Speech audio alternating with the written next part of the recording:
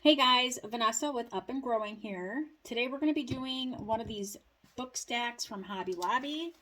I'm going to make the embellishments with you, but we're going to do them in red and white for this one because I already have the embellishments made for this pink one. This pink is a very light blush, almost a peachy pink. So I used, I'm not sure the name of the color, but the clay is from Designs by Yanira. That's Yanira. You can check her out here on Facebook. She has awesome clay.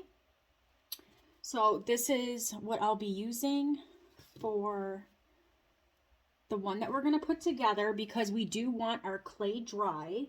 But again, we're going to do it in the red and white. We're going to do exactly the same, just a different color clay. So I'm going to be using the red Bohs clay. That's Bohs. You can find it on Amazon. I'm going to be rolling out 2 ropes of the red. So we want to condition our clay. If you're squeezing your clay, you can hear the air bubbles popping. So I'm just squeezing, kind of burping that clay and stretching it. This little pop that I'm going to be making, you guys can do any size. I may come back later and do a bigger pop for you because I just love using this technique.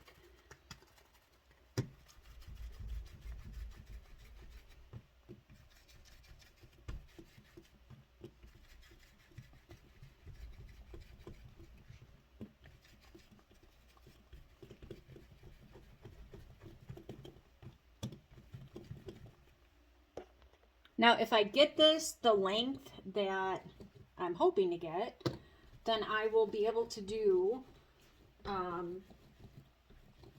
both embellishments and then have some extra to have some cut twists.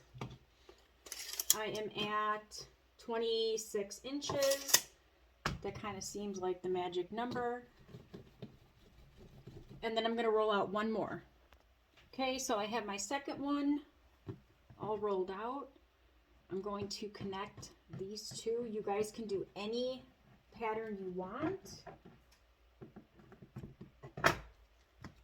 I just love how this one looked with 2 of the same color right next to each other. So I'm just going to go with that. Make sure they're connected. And then I'm going to roll out one more with my white. Okay, so I have my white all clayed out, and I'm going to drop it right on the center of these 2, right on top of that.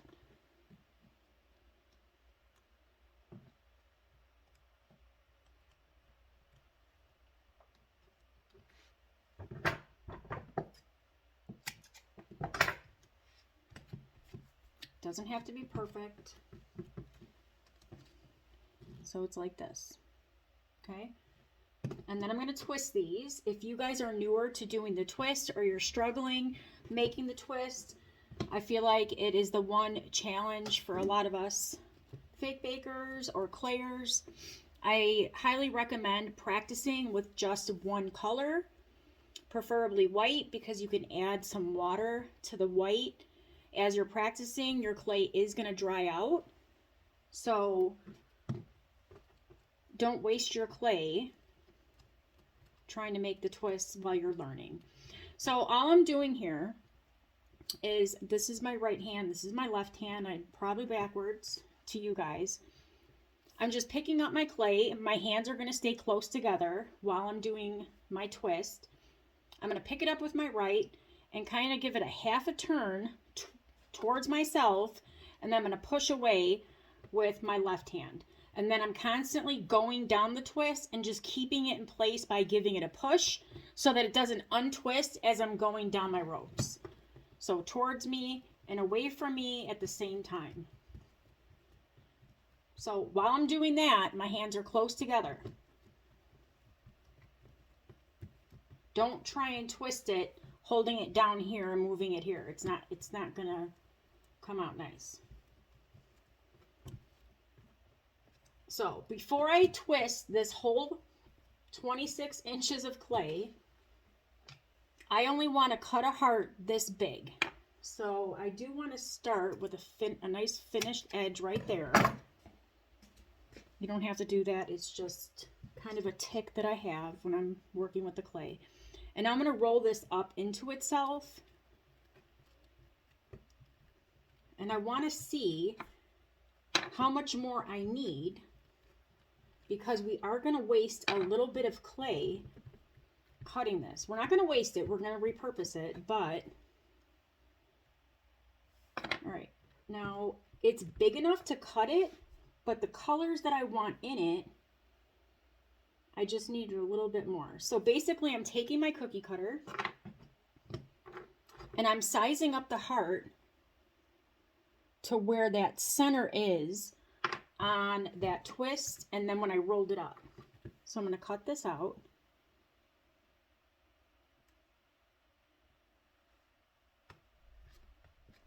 I'm going to remove this. I'm going to cut this right there. Don't worry, we're not going to waste this clay. We're going to roll it up and make another lollipop. I always like to grab a piece of clay to remove this.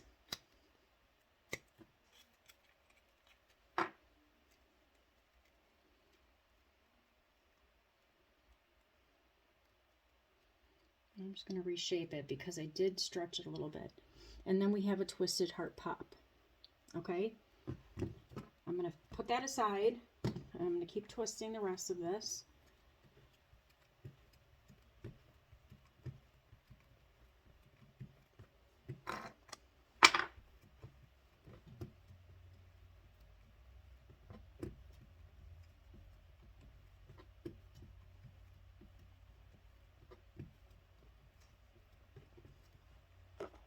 Okay, so I have the rest of it twisted, and I'm going to do the same thing. I'm just going to roll it up. And then when I get the size pop, I'm just rolling it into itself. When I get the size pop that I want, I'm going to cut it.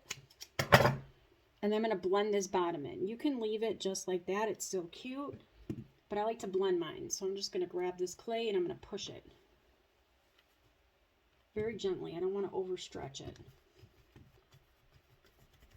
So I like the bottom finished and not that hard bulkiness. Okay. So we have a lot of clay. So you don't need 26 inches to do these little book stacks. None of my clay is going to go to waste. So I'm just going to roll this up. You can make another pop. I'm going to cut another heart. I'm going to do that and then we'll come back to the clay that we cut out. Okay, so I did another heart pop. And now with this clay, I don't want to mix these colors a whole lot and wind up with pink. 26 inches was really long, and plus my clay was very thick. So I'm going to just roll this out into a rope, and then I'm just going to roll it up. And then you can make extra lollipops as big as you want. I'm just going to do one big one.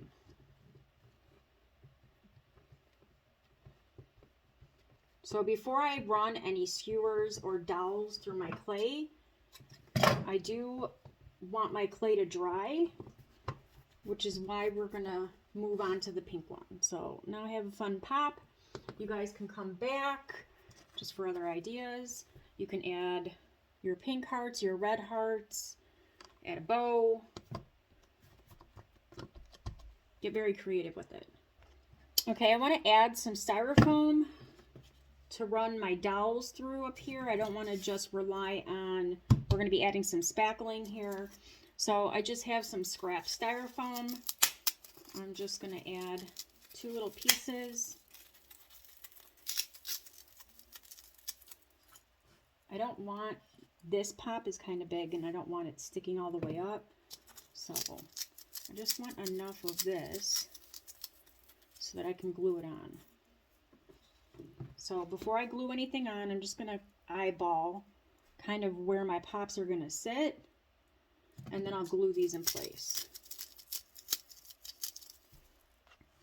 Now I want to remember to keep some space back here. I don't want to glue this right up to the book stack, the edge of the book stack, because then my spackling will be running down the back, and this is a really cute finished back. So I just want to size it up. I am going to be adding a gingerbread right in the center. So I just want to line everything up, compensate for space for when I add my spackling, and then I'm going to be using some hot glue to add my styrofoam.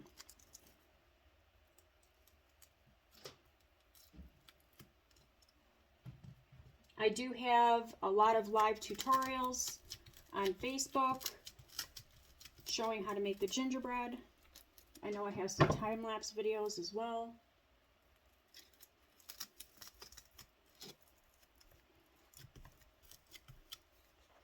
Okay, so I'm going to be using just these kebab skewers, and I'm going to pre-drill a hole right in the center of my pop where I want it. And my clay is still pretty fresh in there, so I'm not going to need any super glue. I don't want it super tall. And the same thing with this one. You guys don't want, I made these yesterday, so you do want your clay to sit for at least 24 hours. Otherwise, because the clay is so soft, it'll just fall and your skewer will be up here the next day. I know I don't need it that tall. Now, if you want the pops sitting up, I'm going to cover this with spackle, but you can finish it off with some paper straws.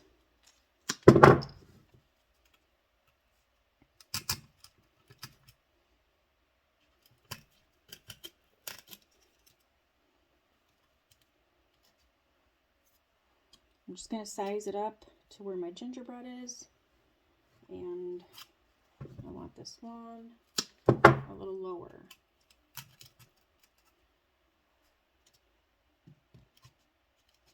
Okay, now I'm going to mix my lightweight spackle. I am going to hot glue these in first before I forget.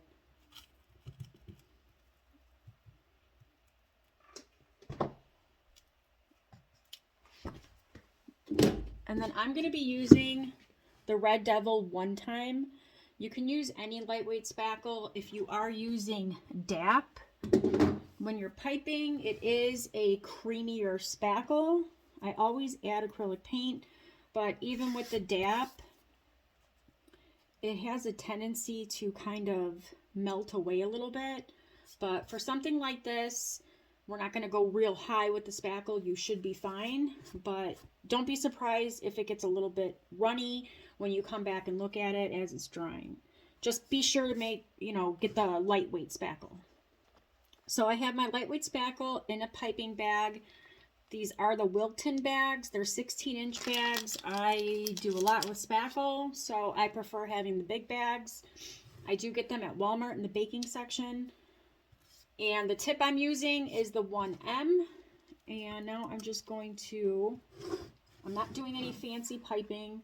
I'm just making circles, covering my styrofoam, and giving myself a base right on top of the book stack.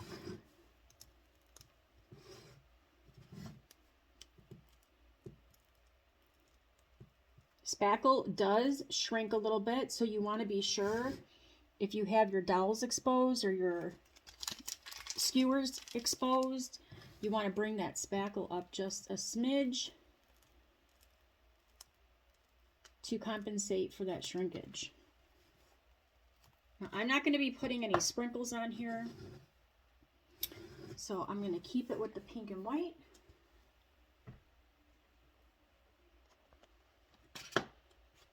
I think chocolate would be really pretty too if you had some chocolate sprinkles. So I'm going to pre-drill a hole on the bottom of my gingerbread, and then I'm just going to super glue this in. I'm using the Gorilla Glue.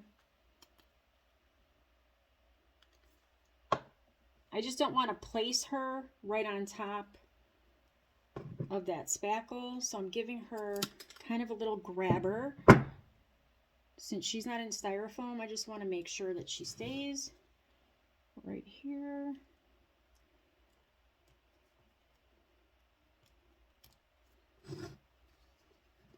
Front and center. I'm going to have some little twists. I did the same thing with the twist. I just added a little toothpick grabber right there. And I'm going to put this right here.